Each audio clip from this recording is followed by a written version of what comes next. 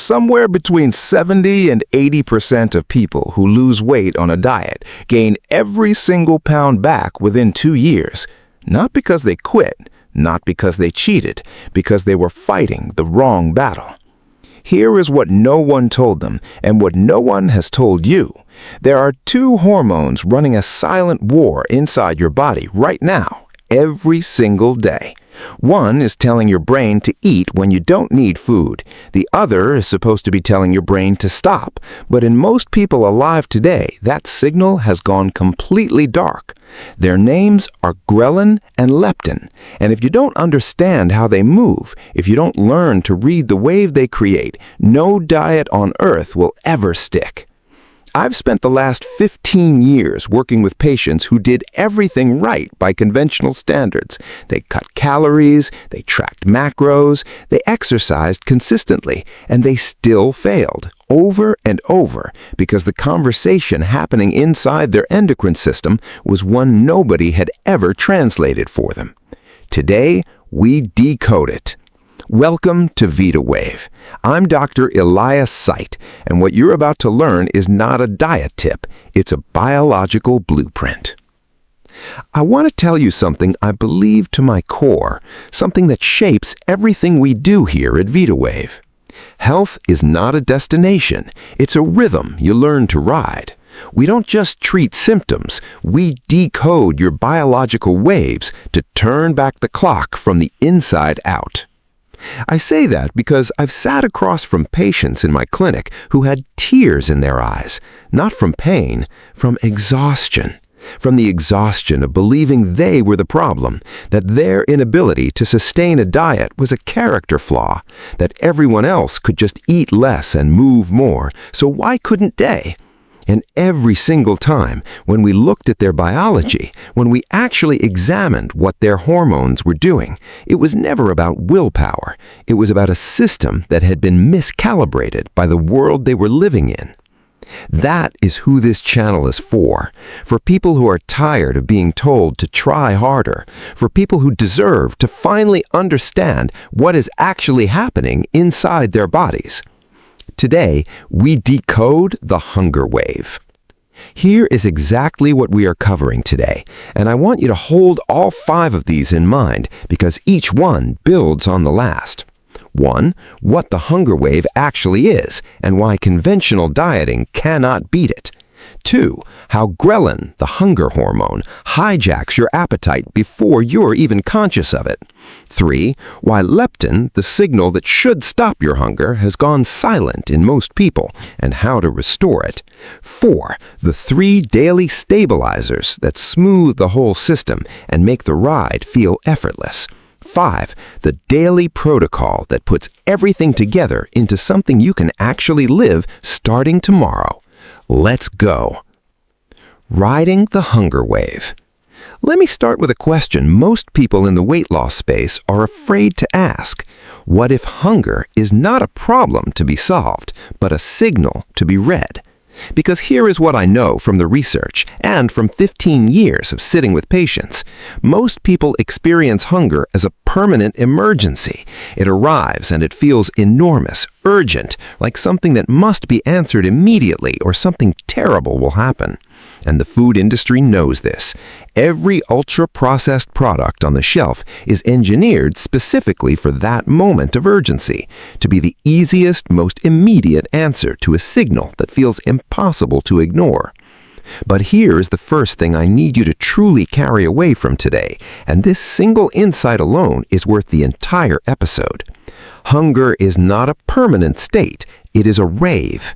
A wave has a beginning, it rises, it crests, and if you don't react to it, if you simply let it move through you, it falls on its own. Research from the University of Washington shows that the acute sensation of hunger, when not triggered by environmental cues, typically crests within 10 to 20 minutes and then subsides naturally without any food intake at all. You read that right. The hunger passes. But most people never discover that because they respond before the wave ever peaks. And here is where the modern biological glitch enters the picture. We live in an environment that constantly sends false pre-wave signals, blue light from your phone at 11 p.m., the smell of food in a shopping center, a social media ad for your favorite restaurant just before bed. These cues trigger the beginning of a hunger wave in a body that is not actually hungry, and so the wave crashes into a decision before you ever have the biology to support it. The shift I want you to make today is not about eating less. It is about learning to tell the difference between a real wave and a manufactured one. That shift is what separates people who struggle indefinitely from people who make this look effortless. And it starts with understanding the chemical that drives the wave. The ghrelin undertow. Ghrelin. Just hold that word for a second. Ghrelin. Most people watching this have never heard of it, and yet it has been running your appetite like a hidden program, completely invisible, operating in the background with enormous power over every eating decision you make. Produced primarily in the cells lining your stomach, ghrelin is the body's formal go-find energy signal. In a healthy, well-calibrated system, it rises about 20 minutes before a meal and drops sharply once food arrives. Elegant, precise, beautiful. But here is what has gone wrong. Ghrelin doesn't just respond to your actual caloric state. It responds to your schedule, to your environment, and critically, to the quality of your last night's sleep. And in 2026, for most people, those three inputs are corrupted. Think about what the morning ghrelin spike looks like for the average person watching right now. Last night, 2 hours of scrolling in bed, blue light flooding the retina, telling the circadian system the sun is still up, melatonin suppressed, deep slow wave repair cycle cut short. This morning, ghrelin spikes 15 to 25% higher than it should. The brain receives the signal, emergency, find food now, and you haven't even gotten out of bed. That is not weakness. That is a direct physiological consequence of last night's environment. And if no one has ever connected those two dots for you, that's not your fault. But here is the part that should genuinely concern you. Every single morning you start with an elevated ghrelin spike. You're spending your entire day's willpower budget before 8 a.m. You're already behind before the first decision is made. Here are the 3 ghrelin triggers I see consistently derailing my patients. I want you to audit which of these apply to your current life. Number 1, blue light exposure after 9 p.m. Every hour of blue light screen exposure after 9 p.m. measurably elevates next morning ghrelin. This is not speculative. It is documented, reversible, and entirely avoidable. Number 2, meal timing drift of more than 45 minutes. Your enteric nervous system, the gut brain, trains ghrelin to spike on a schedule based on your eating patterns.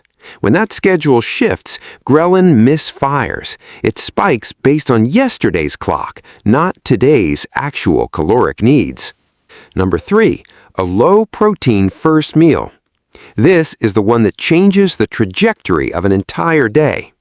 Ghrelin is exquisitely sensitive to protein intake. A carbohydrate-dominant breakfast, even a healthy-seeming one of fruit and granola, sends ghrelin back up within 90 minutes. A meal containing 30 to 40 grams of complete protein suppresses ghrelin for 3 to 4 hours. We call these high-satiety protein anchors at VitaWave. Eggs, cottage cheese, smoked salmon, Greek yogurt, a high-quality protein shake if nothing else is available. Anchor the first wave before it ever builds momentum. This is not a restriction. This is strategy. And here's the question I want you sitting with right now. If ghrelin is the undertow pulling you toward the wave, what is supposed to be the counterforce telling you to stop? That is where most people have an even deeper problem, and it is the one almost nobody in the weight loss space is honestly addressing. The leptin crest. Leptin. This hormone is produced by your fat cells. Its entire job is to rise after eating, travel to the hypothalamus in your brain, and say, "We are good. Energy stores are sufficient. You can stop looking." In a functioning system, ghrelin and leptin are a beautiful biological call and response. Ghrelin calls, find food. Leptin answers, found it, we're done. Here's the twist that changes everything. The more body fat a person carries, the more leptin they produce. So logically, someone carrying excess weight should have higher leptin, which should mean less hunger, which should mean the body naturally self-corrects. But clinically, the exact opposite is happening in millions of people. Those with the highest leptin levels are often among the most persistently hungry individuals I see in my practice. Why? Because of something called leptin resistance. When leptin is chronically elevated, which occurs with sustained excess weight, with a diet high in refined fructose, and with systemic inflammation, the hypothalamus begins tuning out the signal. Imagine living next to a construction site.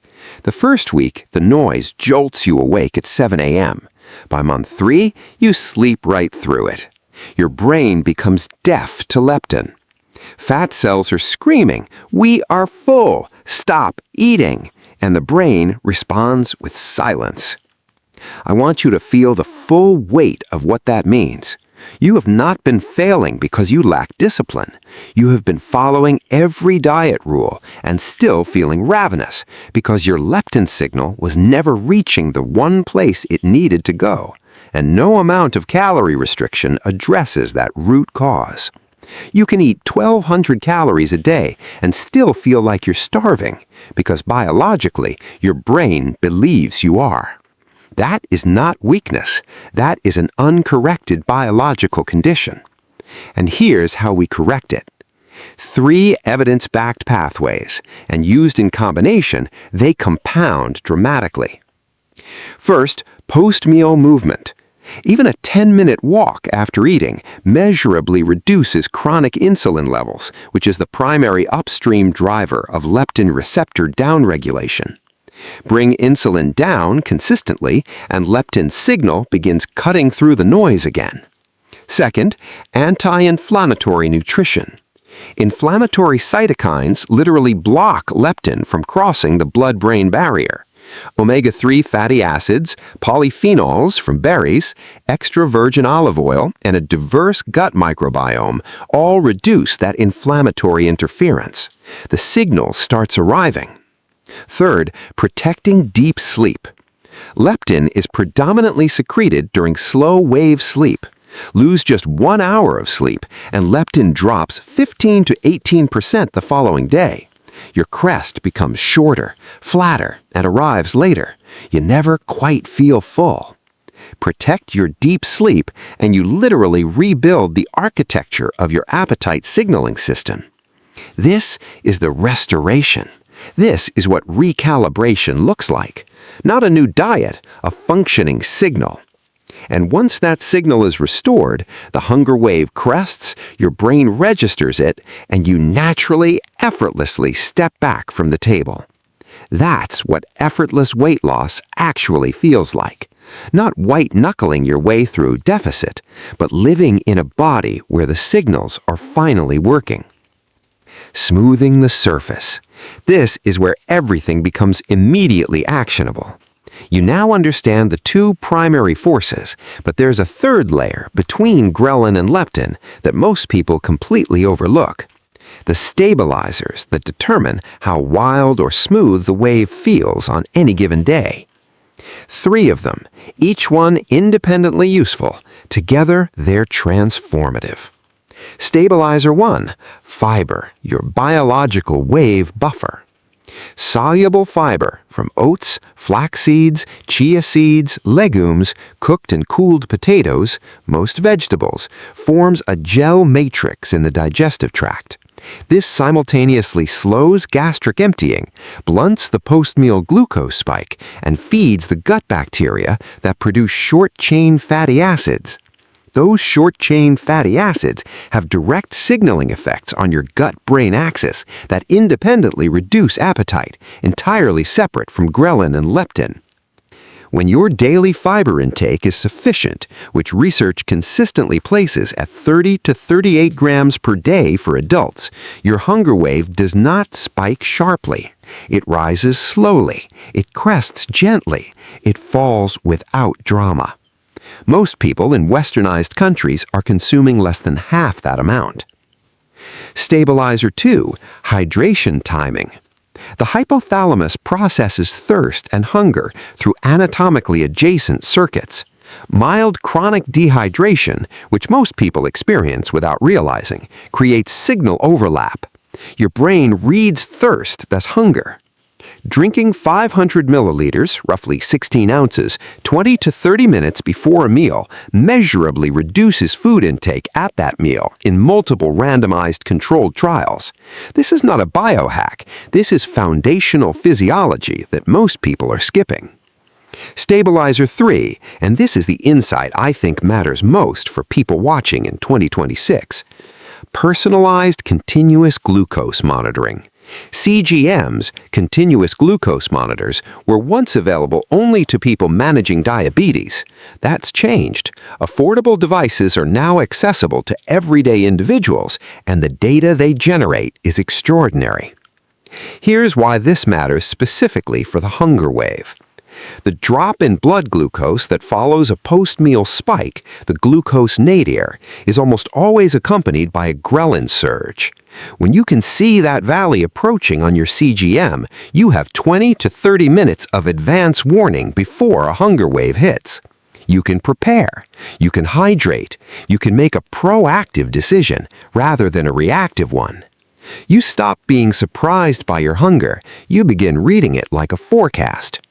That shift from reactive to proactive is one of the most practical transformations I have ever witnessed in my patients.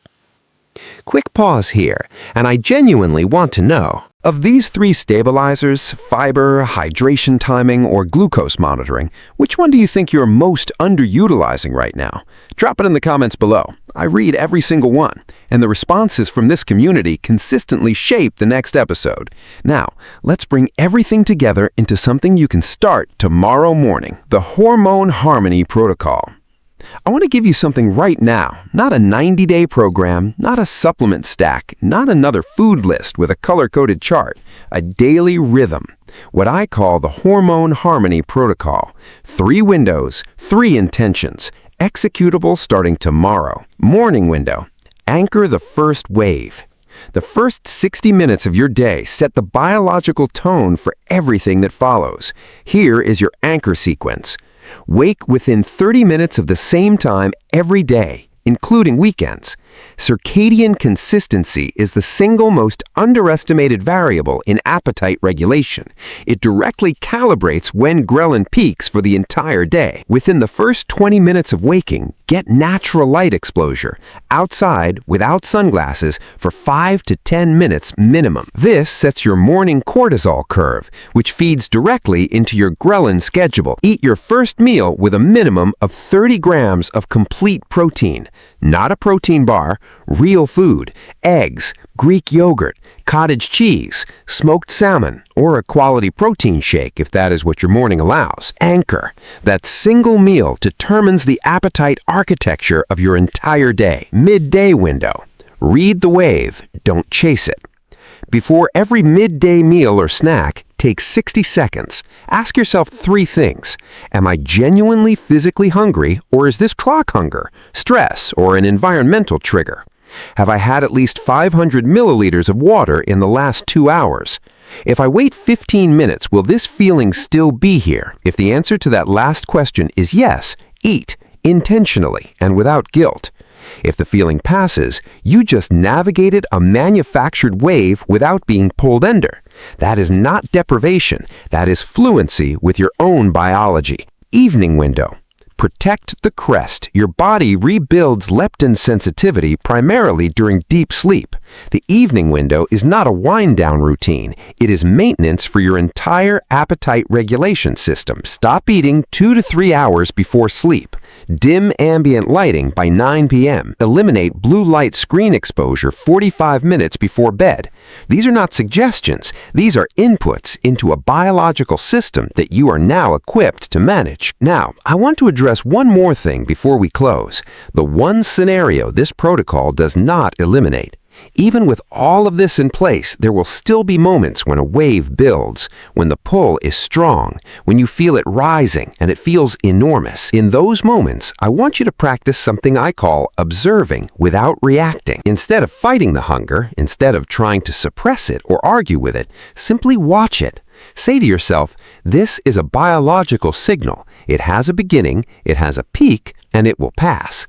Then breathe, move your body briefly. Hydrate, and watch that wave roll through you without breaking on the shore of a decision you will regret. This practice, drawn from clinical behavioral research on urge management, consistently outperforms willpower-based suppression in long-term studies, not because it removes the hunger, but because it removes the emergency of it. And that shift from hunger as a crisis to hunger as a wave you can observe is the single most transformative reframe I have ever offered a patient. I want you to try it once this week, just once, and notice what it opens up. Let me bring it all together. Ghrelin is the undertow, the force that pulls you toward food before your body actually needs it. Leptin is the crest, the signal that should say enough. But in most people today, that signal has gone silent. Between them, fiber buffers the peaks, hydration timing clarifies the signals, and glucose monitoring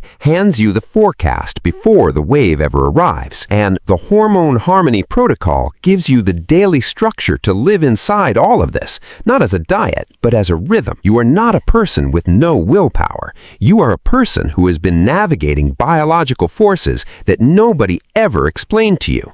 Until now. And here's what I know. From 15 years of sitting with patients who are carrying the same exhaustion you may be carrying right now. The moment someone stops blaming themselves and starts reading their biology, the moment they shift from being a victim of their appetite to being a student of it, everything changes. Weight loss stops feeling like a battle. It starts feeling like a rhythm. And that's the heart of everything we do here at VitaWave. Health is not a destination. It's a rhythm you learn to ride. We don't just treat symptoms. We decode your biological waves to turn back the clock from the inside out. Now, 3 things before you go, and each one matters. 1. If something in this episode shifted how you see your hunger, if something finally clicked, hit the like button right now.